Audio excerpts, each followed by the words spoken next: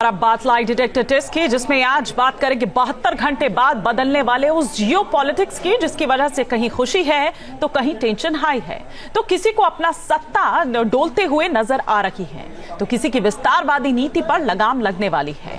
दावा किया जा रहा है कि 72 घंटे के बाद दुनिया में काफी कुछ बदल जाएगा। क्या है इस पूरी खबर में, देखिए इस रिपोर्ट में।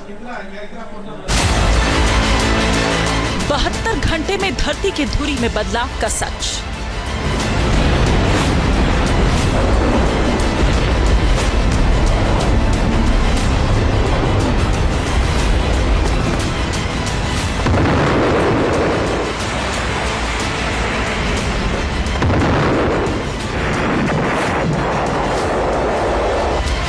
क्या 72 घंटे में जियो पॉलिटिक्स बदलने वाली है?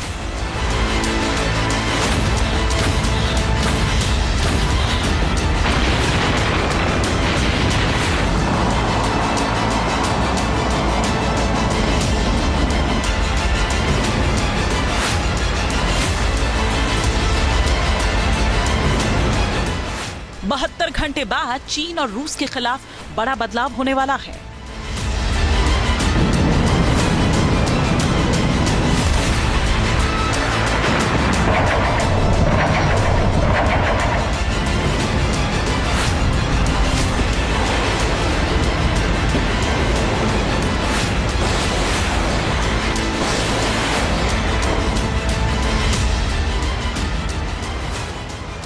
बहत्तर घंटे बाद ईरान की सांसें सूख सकती हैं।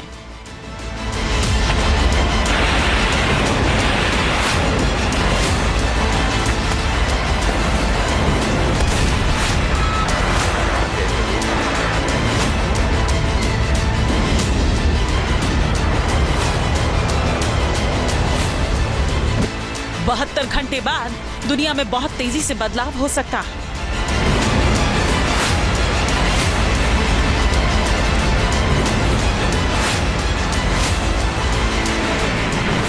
रूस यूक्रेन जंग में नया मोड़ आ सकता है।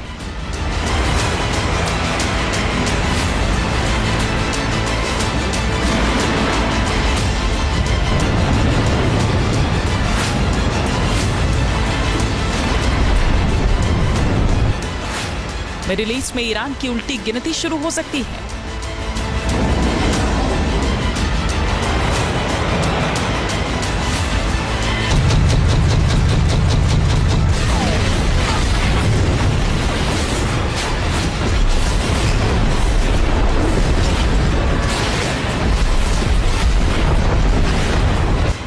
गया है जब अमेरिका में ट्रंप की ताजपोशी होगी।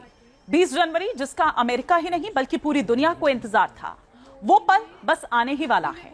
उल्टी गिनती शुरू हो चुकी है, लेकिन साथ ही बहुत से देशों की सांसें भी टंगने लगी हैं, खासकर रूस और चीन की। ईरान की भी परेशानी 20 जनवरी के बाद बढ़ने वाली है, क्योंकि ट्रंप किसी भी कीमत पर रूस और चीन पर नकेल कसना चाहेंगे। तो वहीं मिडिल ईस्ट में ईरान को तबाह और बर्बाद करना भी चाहेंगे।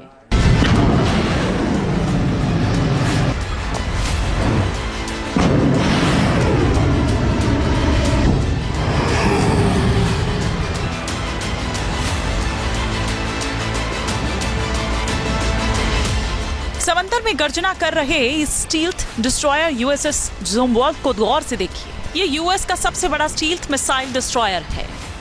ये करीब 100 किलोमीटर की दूरी से ही दुश्मन की मिसाइल्स को तबाह कर सकता है। दावा किया जाता है कि इसे दुश्मन का रडार नहीं पकड़ सकता। ये बताया जा रहा है कि समंदर के इस बाहुबली को अमेरिका और ताकतवर बना रहा है। अमेरिका ने इस पर intermediate range conventional prompt strike hypersonic मिसाइलों का टेस्ट किया।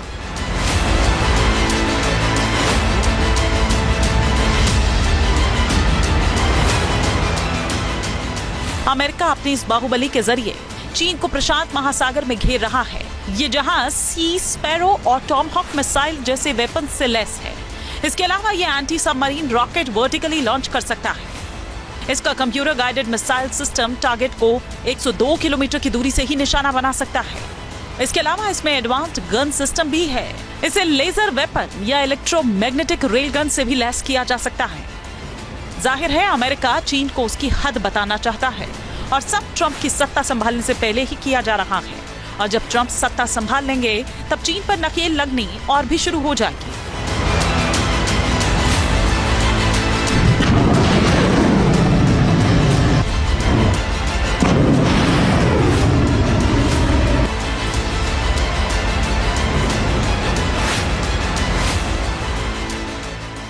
चीन दुनिया का बेताज बादशाह बनना चाहता है, लिहाजा इसके लिए वो लगातार अपनी ताकत को बढ़ा रहा है।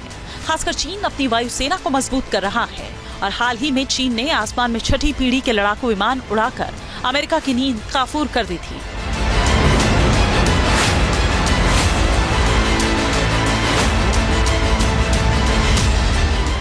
चीन अपनी 6ठी पीढ़ी के लड़ाकू विमानों के जरिए इंडो पैसिफिक में अमेरिका की घेराबंदी करना चाहता है, जिसकी वजह से अमेरिका टेंशन में है।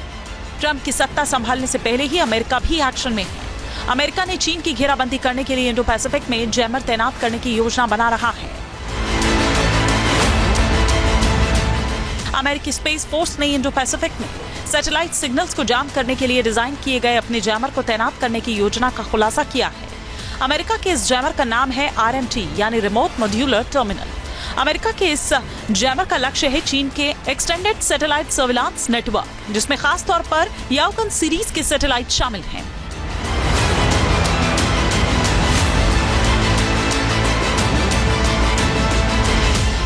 अमेरिकी स्पेस ऑपरेशंस कमांड ने जैमर की तैनाती के पहले चरण को मंजूरी दे दी है, जिसमें 11 को शुरू में तैनात किए जाने की उम्मीद है। लेकिन अमेरिका का प्लान केवल इतना ही नहीं है, बल्कि अमेरिकी सेना इंडो पैसिफिक पर फोकस करने के लिए 200 डिवाइस तक तैनात करने की योजना बना रखी है। यही वजह है कि जानकार बता रखे हैं कि डोनाल्ड ट्रंप के राष्ट्रपति बनने के बाद ये चीन के साथ इलेक्ट्रॉनिक युद्ध में बदल सकता है। वॉशिंगटन स्थित think tank centre for strategic and international studies यानी CSIS की एक रिपोर्ट के मुताबिक चीन के याओगन सीरीज के सैटेलाइट अंतरिक्ष से कार जितनी छोटी वस्तुओं को भी ट्रैक कर सकते हैं। इसके साथ ही चीन की ये सैटेलाइट अमेरिकी इंडो पैसिफिक कमांड पर निरंतर निगरानी प्रदान करने में सक्षम है। और अब तो चीन ने 6ठी पीढ़ी का लड़ाकू विमान भी बना लिया है, जो अमेरिका के लिए दोहरी चुनौती है। यही वजह है कि ऐसा कहा जा रहा है कि अगर अमेरिका ने इंडो पैसिफिक में जैमर लगाया तो चीन और अमेरिका के बीच महायुद्ध हो सकता है।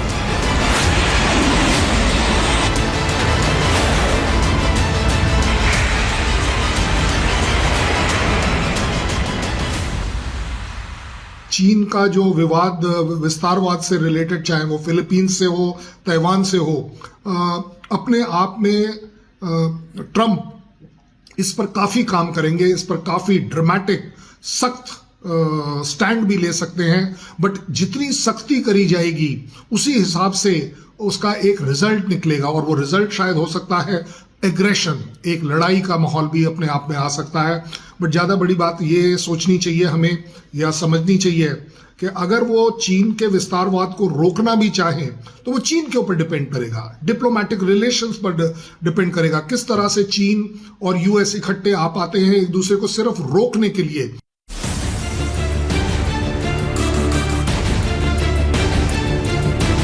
इंडो पैसिफिक ही नहीं, साउथ चाइना सी में भी अमेरिका चीन के खिलाफ चक्रव्यूह रच रहा है और उसने नीले समंदर में लाल साजिश को डीरेल करने के लिए USS Carl Vinson carrier strike group उतार दिया है।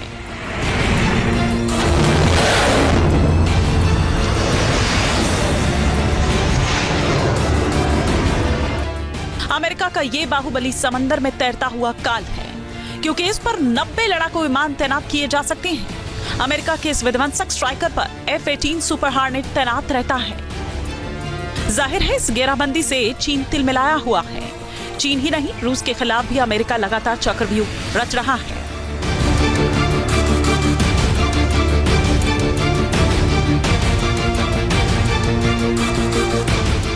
ट्रंप ने अभी सत्ता भी नहीं संभाली है, लेकिन चीन से लेकर रूस तक सभी की टेंशन बढ़ी हुई है, क्योंकि ट्रंप ने पहले तो कनाडा को अमेरिका में मिलाने को लेकर बयान दिया, जिस पर खूब हो हंगामा हुआ। फिर उसके बाद उन्होंने ग्रीनलैंड और पनामा नहर पर भी अमेरिका के कब्जे की बात दोहराई। जाहिर है ग्रीनलैंड पर ट्रंप ने जो बात कही उसको लेकर पुतिन ज्यादा परेशान है, क्योंकि ग्रीनलैंड के जरिए ट्रंप रूस पर लगाम लगाना चाहते हैं। ट्रंप का प्लान जहां एक तरफ मिडिल ईस्ट और यूरोप में जंग के तासीर को कम करना है, तो वहीं दूसरी तरफ अमेरिका की ताकत को बढ़ाना भी है, और इसके लिए एक नए बैटलफील्ड की तरफ भी ट्रंप ने कदम बढ़ा दिए हैं। ट्रंप का ये प्लान इतना खौफनाक है कि सिर्फ यूरोप और मिडिल ईस्ट ही नहीं, बल्कि पूरी दुनिया की तस्वीर ये बदल सकता है। ट्रंप ने ऐलान किया कि वो डेनमार्क से ग्रीनलैंड को खरीदेंगे। अमेरिका के लिए ग्रीनलैंड बेहद अहम है। ग्रीनलैंड को हासिल करने के लिए सैन्य बल का भी इस्तेमाल कर सकते हैं। सवाल है कि आखिर अमेरिका क्यों ग्रीनलैंड पर अधिकार करना चाहता है? तो इसकी बड़ी वजह ग्रीनलैंड में अमेरिका का प्रोजेक्ट आइस वॉर्म है। 1950 के दशक में कोल्ड वॉर के दौरान अमेरिका ने रूस के खिलाफ करीब 600 इंटरकॉन्टिनेंटल परमाणु बैलिस्टिक मिसाइल्स को तैनात करने के लिए 4000 लंबी सुरंगों का एक सिस्टम बनाने की योजना बनाई थी, जिसे प्रोजेक्ट आइस वॉर्म नाम दिया गया था। इस प्रोजेक्ट के तहत 1959 में ग्रीनलैंड के उत्तर पश्चिम में कैंप सेंचुरी रिसर्च बेस स्थापित किया गया था। यहाँ कुल 3000 मीटर लंबी 21 सुरंगों की खुदाई की गई थी। एक मोबाइल परमाणु रिएक्टर को बिजली सप्लाई के लिए रखा गया था। बर्फ की सुरंगों में लैब्स, दुकानें, एक सिनेमा हॉल, एक अस्पताल और 200 सैनिकों के रहने के लिए कमरे बनाए गए थे।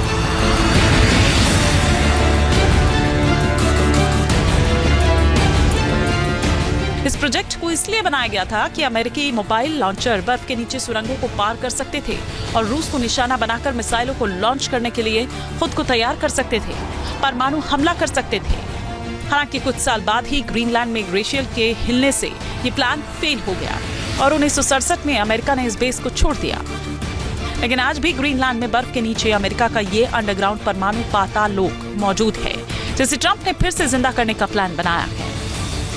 ग्रीनलैंड में इस वक्त अमेरिकी सैनिक मौजूद हैं। ग्रीनलैंड में अमेरिका का थुले एयरबेस, जिसे अब पैसिफिक स्पेस फोर्स बेस के नाम से जाना जाता है, अमेरिका का सबसे उत्तरी सैन्य अड्डा है, जो ग्रीनलैंड के उत्तर पश्चिमी भाग में स्थित है और अमेरिका की वैश्विक सामरिक रणनीतियों का अहम हिस्सा है।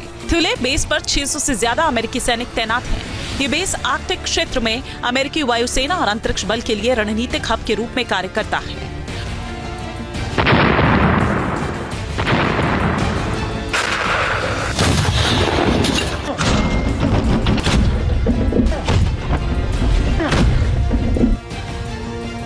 रूस और यूक्रेन जंग के बाद जिस तरह से जियोपॉलिटिक्स बदली है, उसने अमेरिका को नई रणनीति के तहत सोचने पर मजबूर कर दिया है।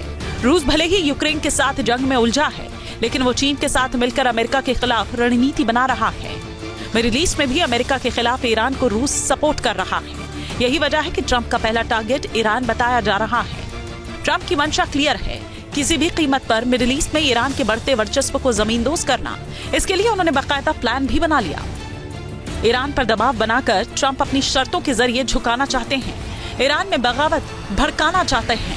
ईरान में सत्ता परिवर्तन कर कठपुतली सरकार बनाना चाहते हैं ट्रंप। ईरान के न्यूक्लियर ठिकाने को तबाह करना चाहते हैं ट्रंप। ईरान के प्रॉक्सी संगठनों को खत्म करना ट्रंप का मकसद है। ईरान को आर्थिक रूप से कमजोर करना चाहते हैं ट्रंप आने के बाद ईरान से रिलेटेड बहुत ड्रास्टिक डिसीजंस होने वाले हैं। उसके ऊपर अटैक हो सकता है।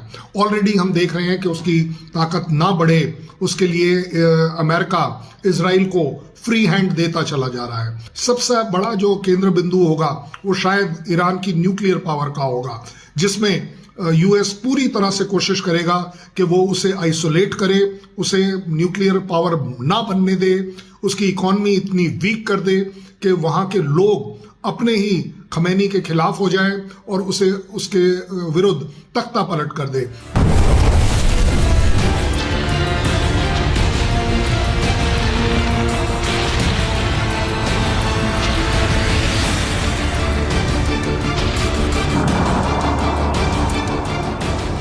फारस की खाड़ी से लेकर भूमध्य सागर तक अमेरिका ने ईरान की घेराबंदी कर दी है, लेकिन जानकार बता रहे हैं कि डोनाल्ड ट्रंप के लिए फिलहाल ईरान पर हमला करना बेहद मुश्किल है, क्योंकि गाजा युद्ध की वजह से अरब कंट्री में अमेरिका के खिलाफ काफी गुस्सा है। इसलिए माना जा रहा है कि ट्रंप फिलहाल सीधी जंग से बचने के उपायों पर काम करना चाहते हैं। यही वजह है कि डोनाल्ड ट्रंप ने न्यूक्लियर ठिकानों पर हमले की जगह ईरान को अपनी कड़ी शर्तों के जरिए झुकाने के रोडमैप पे काम करना शुरू कर दिया है और ईरान को आर्थिक नुकसान पहुंचाना चाहते हैं। अगर आपको हथियार खरीदना है तो उसके लिए पैसा चाहिए। अगर आपको कोई भी जरूरी सामान खरीदना है तो इसके लिए भी पैसा चाहिए। लिहाजा अगर कोई भी मुल्क दुनिया की महाशक्ति बनना चाहता है तो सबसे पहले उसे आर्थिक महाशक्ति बनने की राह पर चलना पड़ेगा। और अगर किसी देश की कमर तोड़नी है तो उसको सामरिक चोट से पहले आर्थिक चोट दो। अमेरिका भी ईरान के लिए यही रणनीति बना रहा है। ट्रंप का प्लान है कि ईरान को आर्थिक रूप से कमजोर करना होगा, जिससे ईरान की हालत खस्ता हो जाए, लोग रोजी रोटी के मोहताज होने लगे। उसका रास्ता जाता है तेल प्रतिबंध से होकर।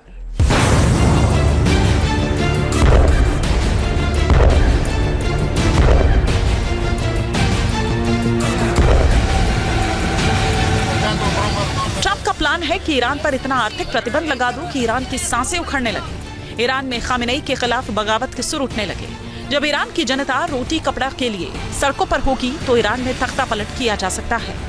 ईरान को आर्थिक रूप से कमजोर करने के लिए ट्रंप ने भी प्लान बना लिया है। ईरान की पूरी इकोनॉमी कच्चे तेल पर डिपेंड है और ट्रंप आने वाले दिनों में तेल वाला ही खेल करना चाहते हैं, जिससे खामेनेई की सल्तनत डीरेल हो जाए और बिना हथियारों के ही ईरान पर अमेरिका अपना मोहरा फिट कर दे।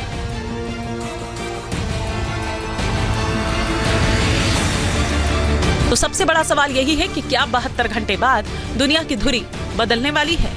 Team news nation. News nation अब व्हाट्सएप पर खबरों के ताजा अपडेट के लिए न्यूज नेशन के इस QR कोड को स्कैन करें